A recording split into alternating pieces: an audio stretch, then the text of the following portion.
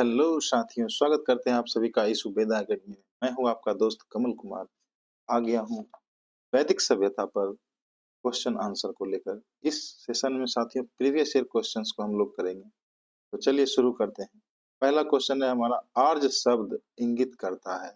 आर्य, देखिए साथियों, हमने अपने क्लास में बताया था कि आर्य जो था हमारे देश भारत में बाहर से आया था, और ये जो है ऐसे अपने निर्जातीय समूह, मतलब ये ऐसे निर्जातीय समूह थे जो अपने आप को श्रेष्ठ कहते थे, यानी कि श्रेष्ठ वंश से संबंधित। तो आंसर हमारा क्या हो जाएगा? श्रेष्ठ वंश। आर्य शब्द इंगित करता है श्रेष्ठ वंश से। ठीक है, अगला क्वेश्चन हम देखते हैं। अगला है हमारा, क्लासिकीय संस्कृति में आर्य शब्द का क्या अर्थ है?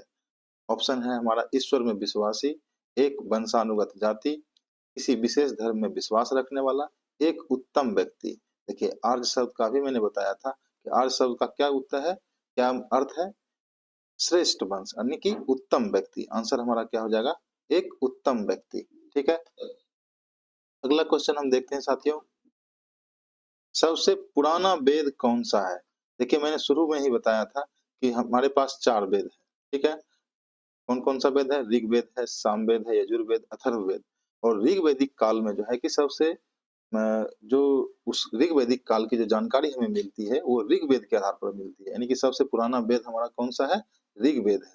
उसके बाद ही ये तीनों वेद उत्तर वैदिक काल में यजुर्वेद और सामवेद और अथर्ववेद की रचना हुई है। तो हमारा आंसर कौन हो जाएगा? ऋग्वेद। ठीक है, अगला क्वेश्चन हम लोग देखते हैं साथियों। त्रयी नाम है, त्रयी नाम है 3 वेदों का। ऑप्शन बी, धर्म, संघ व युद्ध का, हिंदू धर्म के 3 देवताओं का, 3 मौसमों का। देखिए त्रयी जो है साथियों,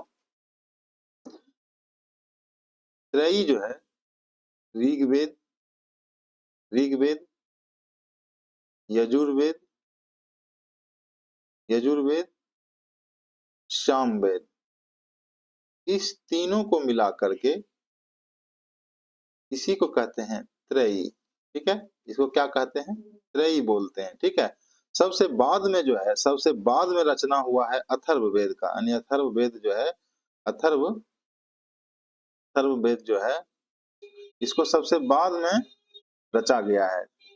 तो जब इन तीनों की रचना हो गई थी तो इन तीनों को सम्मिलित रूप से क्या कहा जाने लगा? त्रयी कहा जाने लगा। तो ये त्रयी क्या है? 3 वेदों का, त्रयी नाम है 3 वेदों का। अगला क्वेश्चन देखते हैं। कह रहा है कि किस वैदिक ग्रंथ में वर्ण शब्द का सर्वप्रथम नामो उल्लेख मिलता है? देखिए मैंने अपने क्लास में बताया था कि जो वर्ण व्यवस्था थी वो ऋग्वैदिक काल में ही शुरू हो गई थी। ऋग्वैदिक काल में जो वर्ण व्यवस्था थी वह उतनी कठोर अवस्था में नहीं थी। ठीक है, यह जो है कि अपने सरलतम अवस्था में थी। ऋग्वैदिक काल में जो राजा का जो पुरोहित होता था, जो समाज में शिक्षा का देने का काम करता था, वह ब्राह्मण वर्ग में होता था। जो राजा के लिए रक्षा का कार्य करता था वह क्षत्रिय वर्ग में होता था। जो व्यवसाय व्यवसाय करता था उसे वैश्य वर्ग में रखा गया, और जो इन तीनों वर्गों की सेवा करता था उसे शूद्र वर्ग में रखा गया। लेकिन यह जो था ऋग्वैदिक काल में, ये सारी व्यवस्था जो थे जन्म के आधार पर नहीं थी, वह कर्म के आधार पर थी। तो सबसे पहले ऋग्वैदिक काल में ही वर्ण शब्द का प्रयोग आ गया है। ठीक है, तो ऋग्वैदिक काल में हमने बताया था कि सबसे पहले कौन सा वेद उस समय था? उस समय था ऋग्वेद। ऋग्वैदिक काल की जानकारी हमें ऋग्वेद के आधार पर मिलती है। तो वर्ण शब्द का सर्वप्रथम नाम उल्लेख कहाँ मिलेगा हमें? ऋग्वेद में। अगला क्वेश्चन है,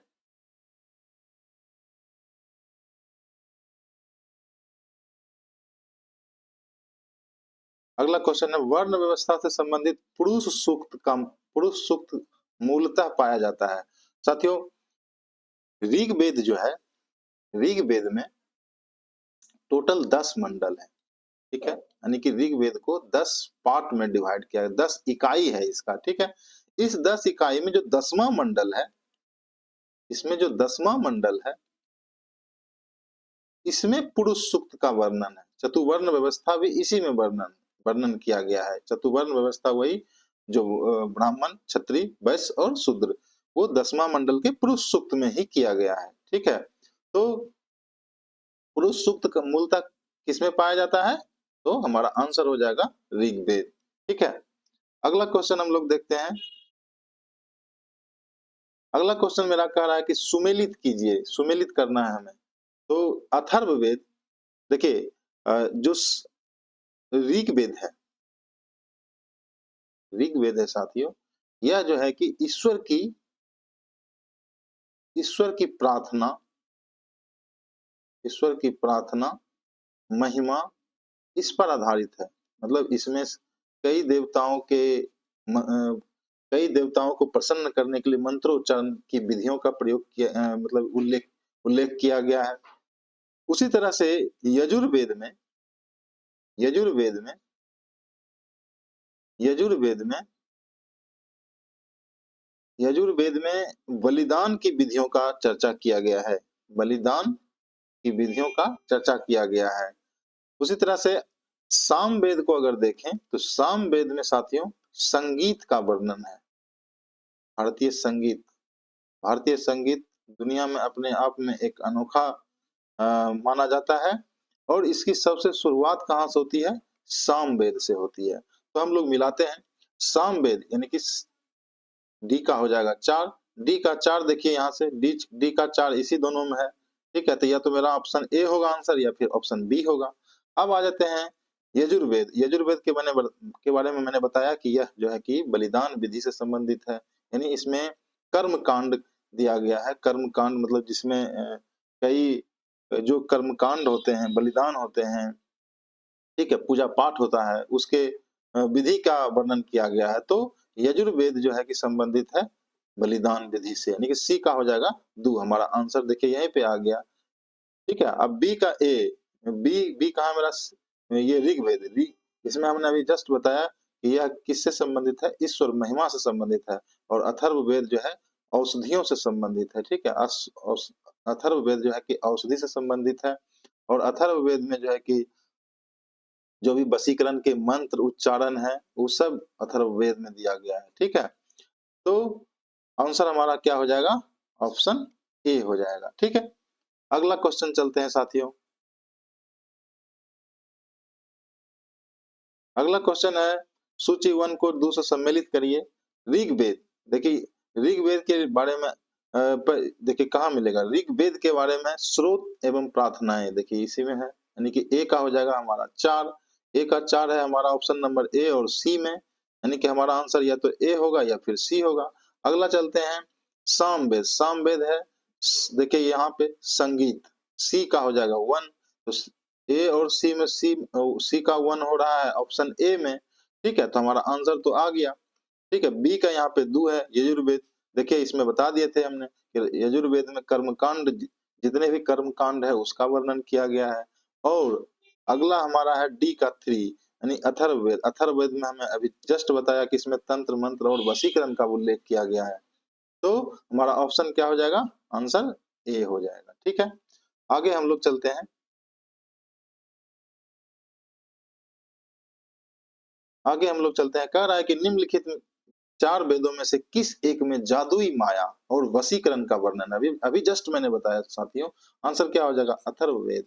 अथर्ववेद में जादुई माया, वशीकरण, जितने भी तंत्र मंत्र हैं वो सब वर्णन किया गया है। ठीक है, अगला क्वेश्चन हमारा ऋग्वेद में ऋचाएं हैं। ऋचाएं देखिए, श्लोक, ऋचाएं कहते हैं श्लोक को। साथियों ऋग्वेद में 10,428 श्लोक हैं, लेकिन यहाँ पे ऑप्शन कोई नहीं है, इसलिए क्वेश्चन गलत है।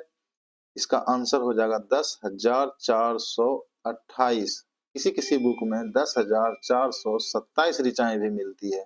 ठीक है,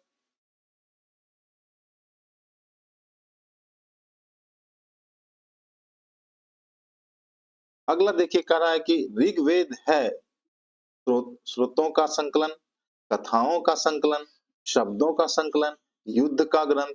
तो देखिए युद्ध का ग्रंथ तो बिल्कुल नहीं है।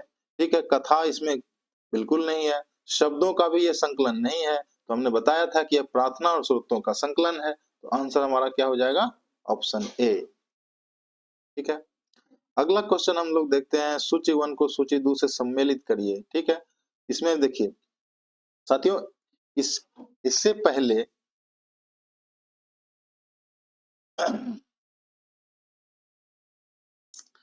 देखिए, ये एक तरफ हमारा सूची 1 में जो है, एक तरफ है चारों वेद और एक तरफ है ये सारा है ब्राह्मण ग्रंथ। साथियों देखिए, ब्राह्मण ग्रंथ जो है, जो वेद है, उसकी व्याख्या करने के लिए बाद में रचना हुई थी।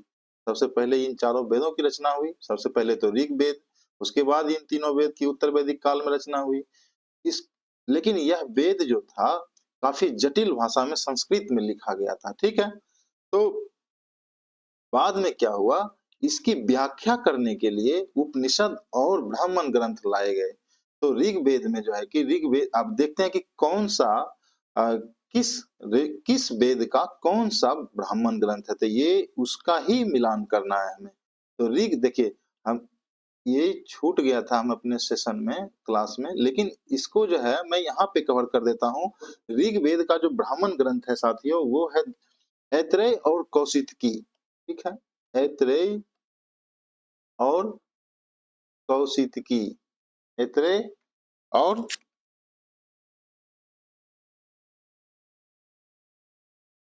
कौशितकीय, ठीक है? उसी तरह यजुर्वेद का यजुर्वेद का जो ब्राह्मण ग्रंथ है, यजुर्वेद का जो ब्राह्मण ग्रंथ है, वह है शतपथ और तैत्तिरीय, ठीक है? शतपथ और शतपथ और तैत्तिरीय, ठीक है? उसी तरह संगीत यानी कि सामवेद का जो है, वह है पंचविश और षड्विश, पंचविश और पंचविश और षड्विश, ठीक है? और एक है अथर्ववेद, अथर्ववेद का है साथियों गोपथ, क्या है? गोपथ। देखिए, यहाँ से परीक्षाओं में इसको याद कर लीजिएगा साथियों, यहाँ से परीक्षा में कई बार डायरेक्ट क्वेश्चन पूछा गया है। जैसे देखिए पूछा गया है, यहाँ पर ही पूछ दिया गया है, मिलान करना है। तो ये इसका ब्राह्मण ग्रंथ है, मैंने ऋग्वेद की व्याख्या करने के लिए ऐत्रेय और कौशितकी ब्राह्मण ग्रंथ को बनाया गया था।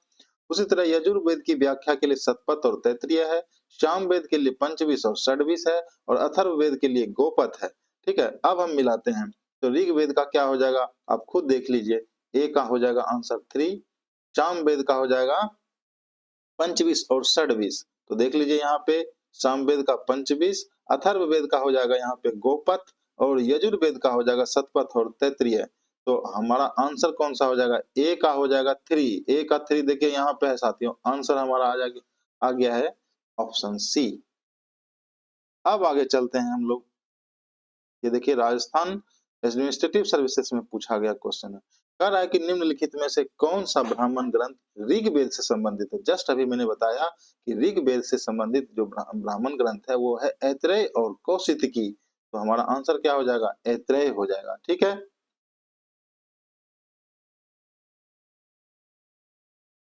अगला देखिए हमारा कह रहा है कि गोपथ ब्राह्मण संबंधित है, गोपथ ब्राह्मण, गोपथ गोपथ के बारे में मैंने जस्ट अभी बताया कि यह अथर्ववेद का ब्राह्मण ग्रंथ है, यानी अथर्ववेद की व्याख्या करने के लिए गोपथ ब्राह्मण ग्रंथ की रचना की गई थी।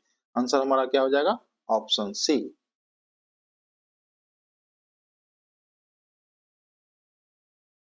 देखिए अगला कह रहा है निम्नलिखित में से कौन सा शुल्क यजुर्वेद की संहिता है। अब देखिए इसी तरह जैसे कि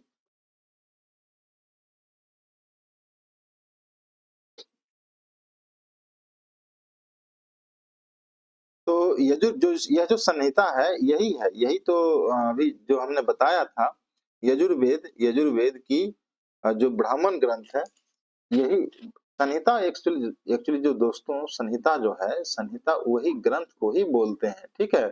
तो यजुर्वेद की जो संहिता है ये कौन सा हो जाएगा, यजुर्वेद के बारे में जस्ट मैंने बताया था कि यह शतपथ और तैत्तिरीय है, तो आंसर हमारा क्या हो जाएगा, ऑप्शन सी,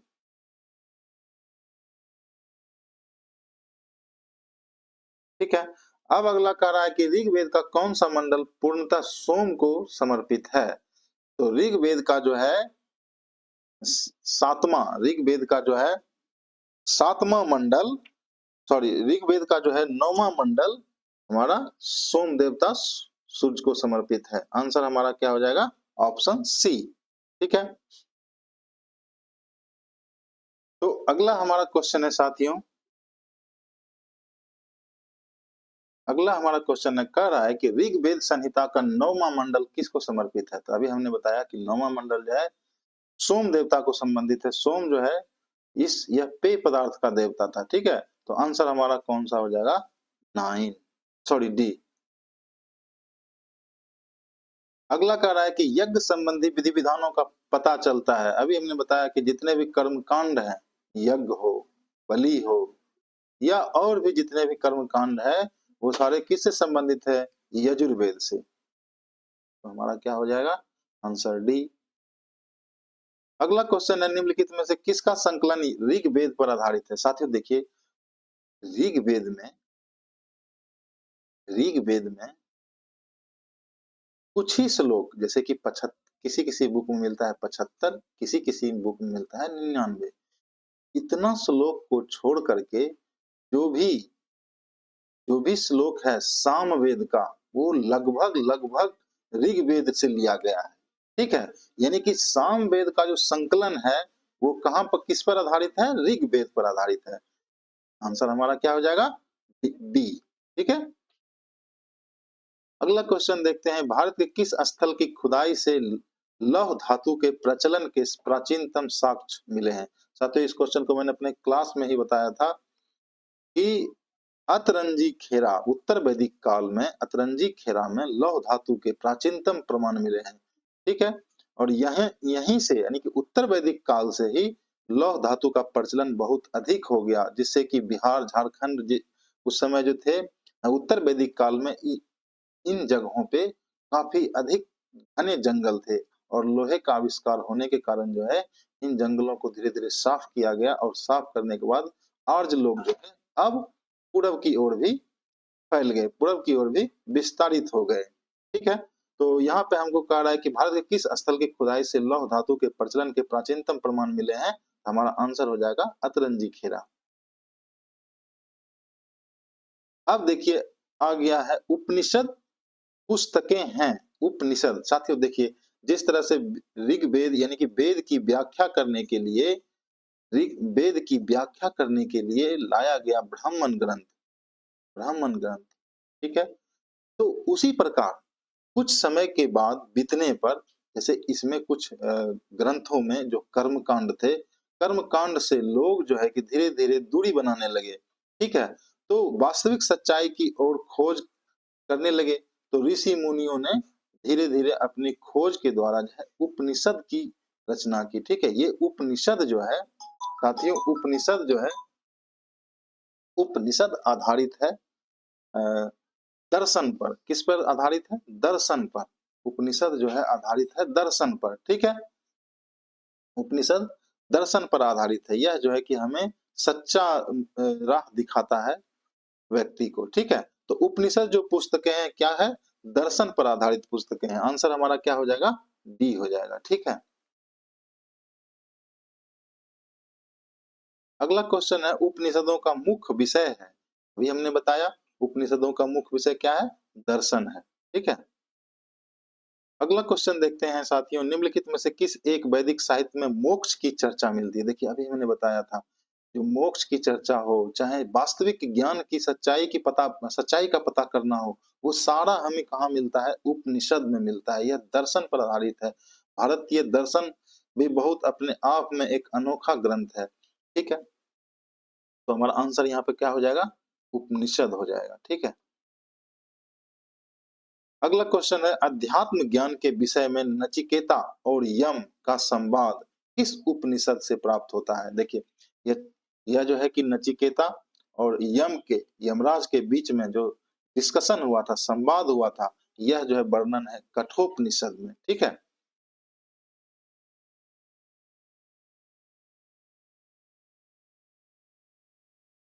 अब देखिए फिर से वही आ गया क्वेश्चन, नचिकेता आख्यान का उल्लेख मिलता है, वो कहाँ मिलता है?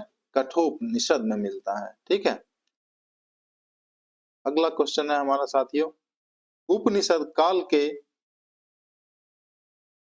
कह रहा है कि अगला क्वेश्चन कह रहा है कि उपनिषद काल के राजा अश्वपति शासक थे, अश्वपति शासक थे।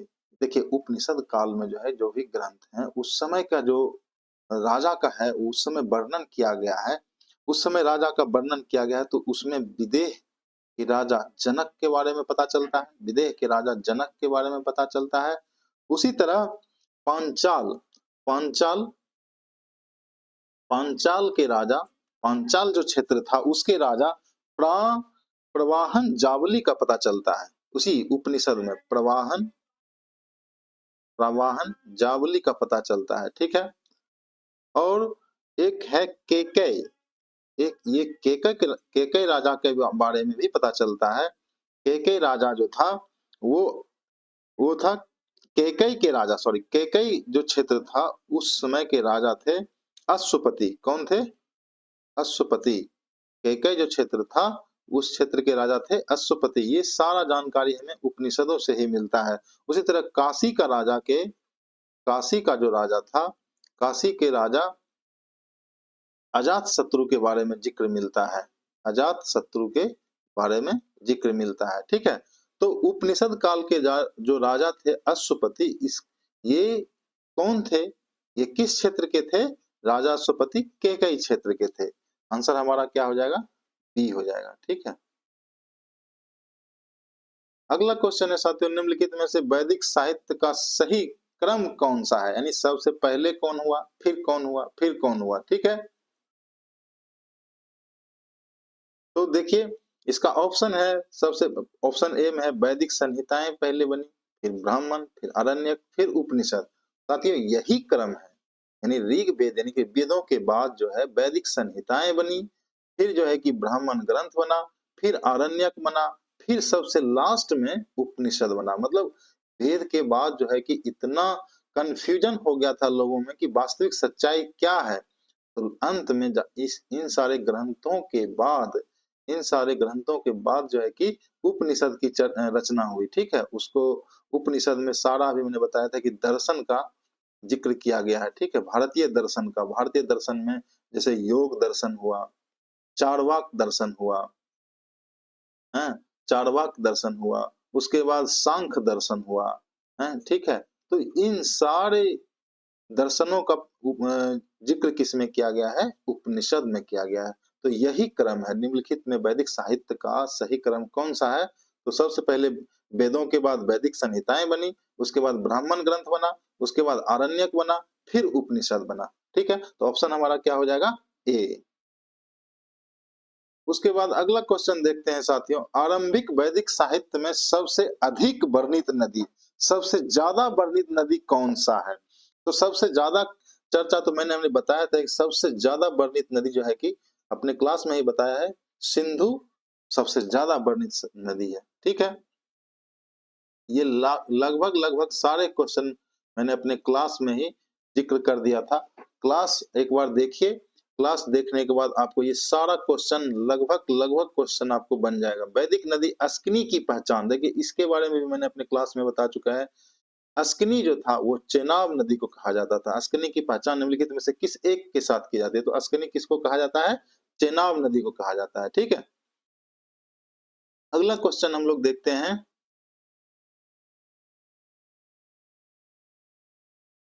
तो अगला क्वेश्चन है हमारा, ऋग्वेद में निम्नलिखित इन नदियों का उल्लेख अफगानिस्तान के साथ आर्यों के संबंध का सूचक है?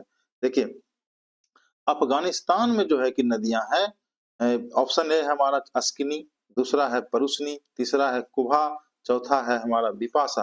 देखिए मैंने क्लास में इसको भी बता दिया था कि अफगानिस्तान की नदियां जो सप्त सिंधु प्रदेश है, सप्त सिंधु प्रदेश में, सप्त सिंधु जो प्रदेश था जिसमें कि ये प्रारंभिक आर्य लोग रहे थे, वह जो है कि कहाँ-कहाँ से बिलोंग करता था? वह प्रदेश अफगानिस्तान, पाकिस्तान, ठीक है, भारत के भारत के पंजाब और हरियाणा। ठीक है, भारत के पंजाब और हरियाणा। तो इसमें हमने इन क्षेत्र की जो 7 नदियाँ थी, इसका भी ज़िक्र हमने किया था। उन 7 नदियों में था सतलज, ब्यास, परुशनी यानी कि रावी नदी, अस्किनी यानी कि चेनाब नदी। तो उसी में से मैंने बताया था कि अफ़गानिस्तान की भी एक नदी शामिल थी, जो कुभा यानी कि कुभा इसी को कहा जाता है वर्तमान में काबुल नदी, ठीक है? यही काबुल नदी है अफ़गानिस्तान की। तो हमारा आंसर कौन-सा हो जाएगा? ऑप्शन सी।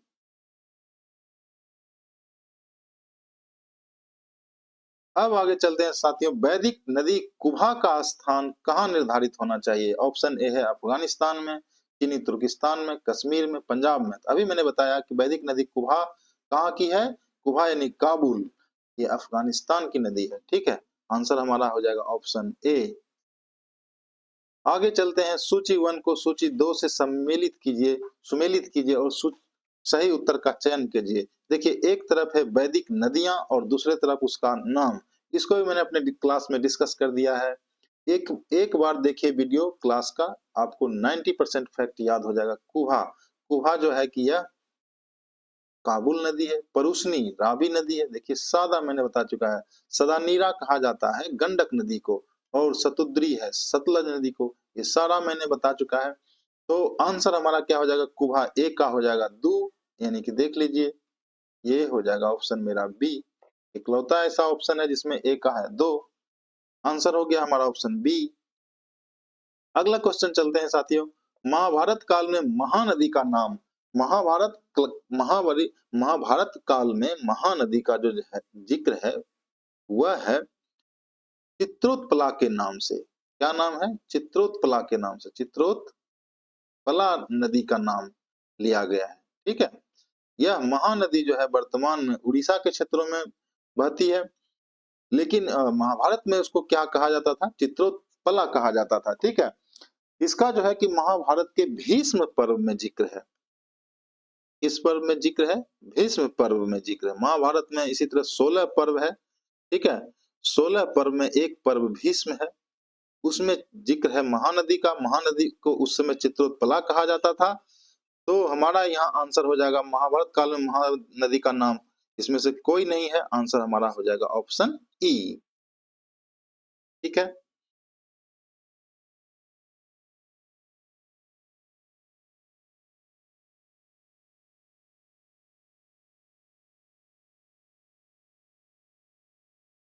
अगला क्वेश्चन है साथियों, निम्नलिखित में कौन सी प्रथा उत्तर वैदिक काल में प्रचलित हुई थी? देखिए, उत्तर वैदिक काल में इस मैंने अपने क्लास में ही डिस्कस किया था, ब्रह्मचर्य, गृहस्थ, वानप्रस्थ और सन्यास, ये उत्तर वैदिक काल की प्रथा है। और साथ ही यह भी प्रथा धर्म, अर्थ, काम, मोक्ष, इसकी भी जो है कि प्रचलन जो है, इसका भी प्रचलन उत्तर वैदिक काल में ही हुआ है। तो आंसर यहाँ पे हो जाएगा ए और सी दोनों हो जाएगा। ऑप्शन यहाँ पे गलत तरीके से बनाया गया है। ऑप्शन यहाँ ए एंड सी दोनों हो जाएगा, ठीक है? ये आईएएस प्री 1994 में पूछा गया है। अगला है धर्म तथा रीत। धर्म तथा रीत भारत की प्राचीन वैदिक सभ्यता के एक केंद्रीय विचार को चित्रित करते हैं। इस संदर्भ में निम्नलिखित कथनों पर विचार करिए। धर्म व्यक्ति के दायित्व एवं स्वयं तथा दूसरों के प्रति व्यक्तिगत कर्तव्यों की संकल्पना थी। यह कथन बिल्कुल सही है वैदिक सभ्यता के हिसाब से। रीत जो है, रीत मतलब रीति रिवाज, मूलतः नैतिक विधान था, जो सृष्टि और उसमें अंतर्निहित सारे तत्वों के क्रियाकलापों को संचालित करता था। यह भी बिल्कुल कथन सही है। तो आंसर हमारा कह रहा है कि उपयुक्त में से कौन सा कथन सही है? दोनों ही कथन हमारा यहाँ पे सही हो जाएगा, ठीक है? अगला क्वेश्चन है साथियों,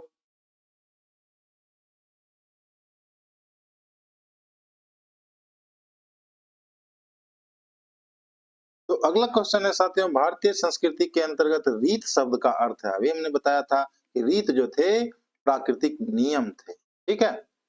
तो अगला क्वेश्चन हम देखते हैं। अगला क्वेश्चन है, निम्नलिखित वैदिक देवताओं में से किन्हें उनका पुरोहित माना जाता है? कहना है कि निम्नलिखित वैदिक देवताओं में किसे उनका पुरोहित माना जाता था? देखो, तो देखिए साथियों, यह जो बृहस्पति जो थे वो देवताओं के पुरोहित थे। बृहस्पति जो थे देवताओं के पुरोहित थे। ठीक है, तो आंसर हमारा क्या हो जाएगा? बी हो जाएगा। ठीक है, अगला क्वेश्चन चलते हैं। निम्नलिखित में से वह कौन सी ब्रह्मवादिनी थी जिसने कुछ वेद मंत्रों की रचना की थी? तो ऑप्शन है हमारा लोपामुद्रा, गार्गी, लीलावती, सावित्री। देखिए ये क्वेश्चन पूछा गया आईएएस प्री 1995 में। तो इसमें जो थी ये चारों जो थी, ये चारों जो विदुषी स्त्रियां हैं।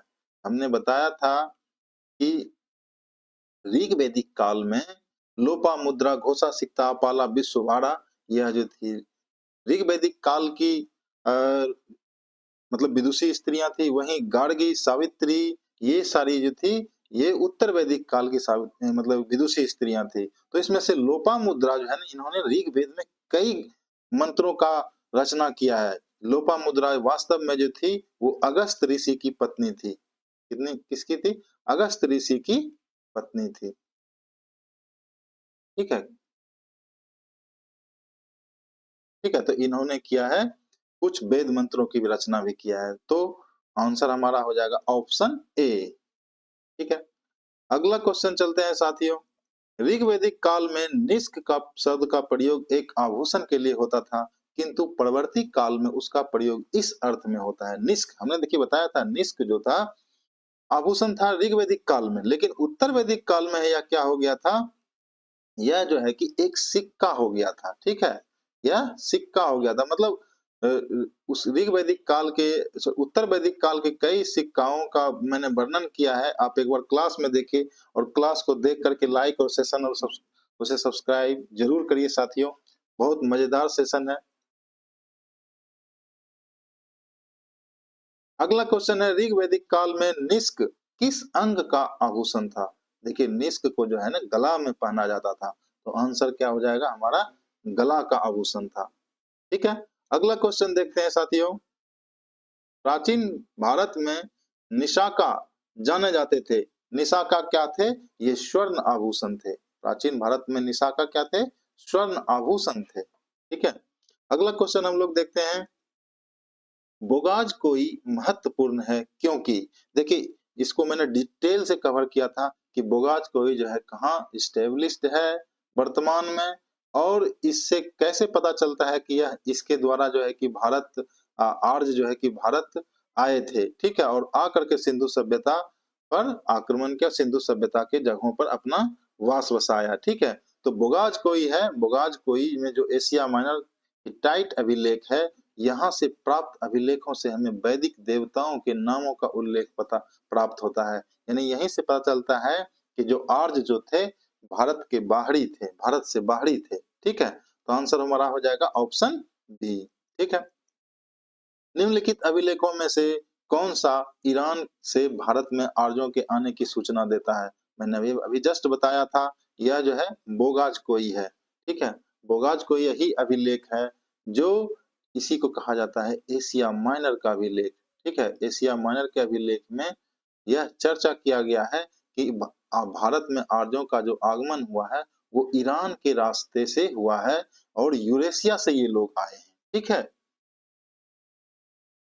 अगला क्वेश्चन देखते हैं साथियों। 14वीं सदी ईस्वी पूर्व का एक अभिलेख जिसमें वैदिक देवताओं का वर्णन है। फिर से वही बात आ गया। 14वीं सदी ईस्वी पूर्व का वह अभिलेख बोगाज कोई ही है जिसमें वैदिक देवताओं का जिक्र है, किया हुआ है। कई कई वैदिक देवता इंद्र, वरुण, मित्र, नहसत सभी का जिक्र इसमें मिलता है। ठीक है, यानी कि इससे पता चलता है कि आर्य लोग कहीं न कहीं यूरेशिया से संबंधित थे। ठीक है, बाहरी थे। इसी के आधार पर कई इतिहासकार ये बताते हैं कि आर्य लोग जो है ईरान के रास्ते भारत में प्रवेश किए हैं और यहाँ अपने एक नई सभ्यता, वैदिक सभ्यता की नींव डाली। अगला क्वेश्चन है साथियों, कह रहा है कि निम्नलिखित में से किसने आर्यों के आदि देश के बारे में लिखा है? देखिए लिखने वाले बहुत सारे इतिहासकार रहे हैं, लेकिन यहाँ पे ऑप्शन है हमारा शंकराचार्य, विवेकानंद, एनी बेसेंट और बाल गंगाधर तिलक। तो आर्यों के आदि देश के बारे में बाल गंगाधर तिलक ने बताया था कि आर्य जो लोग थे वह उत्तरी ध्रुव से आए थे, ठीक है? इसके बारे में मैंने अपने क्लास में शुरू में ही चर्चा किया है। एक बार क्लास को देखिए, क्लास बहुत शानदार है। यह जो है कि उसे देख कर के लाइक, शेयर और सब्सक्राइब ज़रूर करिए साथियों। तो आर्यों के आदि देश के बारे में किसने बताया है? बाल गंगाधर तिलक ने बताया है कि यह जो है कि आर्य लोग उत्तरी ध्रुव से आए थे, ठीक है?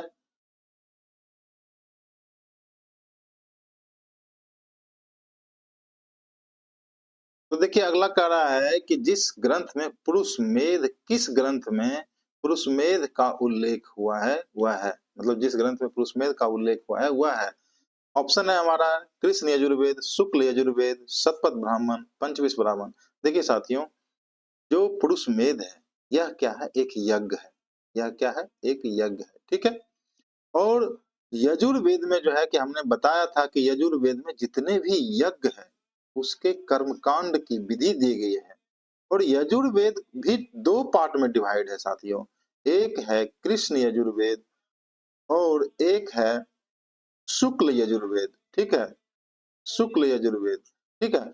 और पुरुष मेध जो है, पुरुष मेध का वर्णन जो है कृष्ण यजुर्वेद में भी दिया गया है और शुक्ल यजुर्वेद में भी दिया गया है।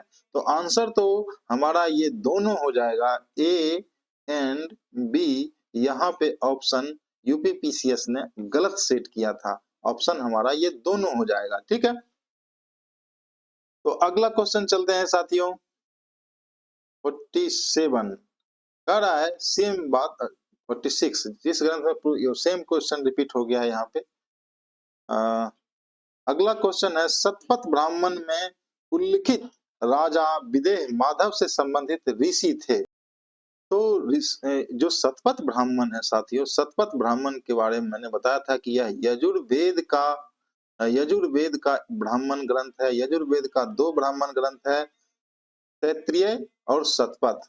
तैत्तिरीय और शतपथ। देखिए शतपथ के बारे में मैंने बताया था कि शतपथ ब्राह्मण ग्रंथ में ही पुनर्जन्म का जिक्र किया गया है कि मानव जो है कि मरने के बाद पुनर्जन्म लेता है या कोई भी जीव पुनर्जन्म लेता है, ठीक है? यजुर्वेद में 2 ब्राह्मण ग्रंथ है, तैत्तिरीय और शतपथ में जो है कि पुनर्जन्म का जिक्र किया गया है। तो शतपथ ब्राह्मण यहाँ कह रहा है क्वेश्चन में कि शतपथ ब्राह्मण में उल्लिखित राजा विदेह माधव की जो कहानी है, इस कहानी में राजा जो थे यह गौतम राहुगण, यही राजा ऋषि गौतम राहुगण जो है कि उससे संबंधित ऋषि थे, ठीक है? तो हाँ, शतपथ ब्राह्मण में उल्लिखित राजा विदेह माधव से संबंधित ऋषि कौन थे? ऋषि गौतम राहुगण थे, ठीक है? इस कहानी में आंसर हमारा हो जाएगा ऑप्शन डी। अगला क्वेश्चन देखते हैं। उत्तर वैदिक काल में निम्नलिखित में से किसको आर्य संस्कृति का धूर समझा जाता था? उत्तर वैदिक काल में निम्नलिखित में से किसको आर्य संस्कृति का धूर समझा जाता था? तो देखिए हमारा ऑप्शन है अंग और मगध, कौशल और विदेह, कुरु और पंचाल, मत्स्य और शूरसेन। देखिए उत्तर वैदिक काल में साथियों हमने बताया था, अपने क्लास में बताया था कि उत्तर वैदिक काल में जो यह है, जो वैदिक लोग हैं यानी कि आर्य लोग हैं, ये आर्य लोग पहली बार जो गंगा जमुना का दोआब है, भारत का जो गंगा जमुना का दोआब है साथियों, वहां से ये गंगा जमुना का दोआब है, पहले इसी क्षेत्र में बसे हुए थे, जो ऋग वैदिक कालीन लोग हैं। अब यहाँ पे ये लोग आगे बढ़े बिहार झारखंड की तरफ, ठीक है? तो यह जो क्षेत्र है साथियों, ये धूर माना जाता था, आर्य संस्कृति का धूर है, यानी कि यहीं से ये लोग आगे बढ़े थे, पूरा भारत में फैल गए थे, इधर पूर्वी भारत तरफ आ गए थे। तो यह जो क्षेत्र है यही था कुरु क्षेत्र का, यानी कि हस्तिनापुर जो है कुरु वंश का क्षेत्र था। और पांचाल जो है, पांचाल नरेश आप महाभारत में जरूर देखे होंगे, पांचाल नरेश के बारे में आप जरूर जाने होंगे। तो पांचाल क्षेत्र जो है और कुरु क्षेत्र जो है, यही जो था आर्य संस्कृति का धूर समझा जाता था। ऑप्शन हमारा हो जाएगा सी आंसर।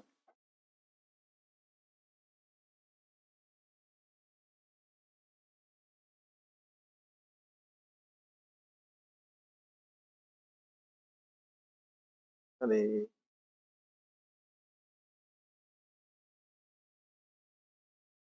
अगला है गोत्र शब्द का प्रयोग सर्वप्रथम हुआ था। तो गोत्र शब्द ऑप्शन है हमारा अथर्ववेद, ऋग्वेद, सामवेद और यजुर्वेद। साथियों हमने गोत्र शब्द के बारे में बताया था। गोत्र वह स्थान होता था जहां से अपना सारे गोधन यानी कि मूल मूल वंशज को खोजा जाता था कि हम कहाँ से उत्पत्ति हुए हैं, कहाँ से किसी माने किसी भी जो भी हो, चाहे ब्राह्मण, क्षत्रिय, वैश्य, जन से कोई भी मनुष्य हो, उसकी उत्पत्ति का जो शुरू था, किस वंश से शुरू हुआ था, कहाँ से शुरू हुआ था, वही गोत्र प्रथा थी, ठीक है। गोत्र प्रथा के बारे में हमने बताया था कि यह जो है कि ऋग्वेद से ही इसका सबसे प्रयोग शुरू हुआ था। ऋग्वेद के समय ऋग्वैदिक कालीन में ही इसका सबसे वर्णन मिल जाता है हमें। तो आंसर हमारा हो जाएगा ऑप्शन बी, ठीक है। अगला क्वेश्चन और लास्ट क्वेश्चन हम लोग लेंगे, पूर्व वैदिक आर्यों का धर्म मुख्यतः था। ऑप्शन है हमारा भक्ति, मूर्ति पूजा और यज्ञ, प्रकृति पूजा और यज्ञ, प्रकृति पूजा और भक्ति। यानी कि पूर्व वैदिक आर्य, पूर्व वैदिक आर्य मतलब यही हो गया ऋग वैदिक कालीन आर्य। इनका जो था अभी इस समय प्रकृति पूजा और यज्ञ पे अधिक ध्यान होता था। मतलब उस समय जो धर्म का प्रमुख वैदिक आर्यों का जो धर्म था प्रमुखता प्रकृति पूजा था और यज्ञ था, ठीक है। तो आंसर हमारा हो जाएगा सी। सेशन को यहीं पे समाप्त करते हैं साथियों। साथियों सेशन अच्छा लगे तो इसको जरूर शेयर करिएगा। महत्वपूर्ण क्वेश्चन है अपने साथियों में। धन्यवाद।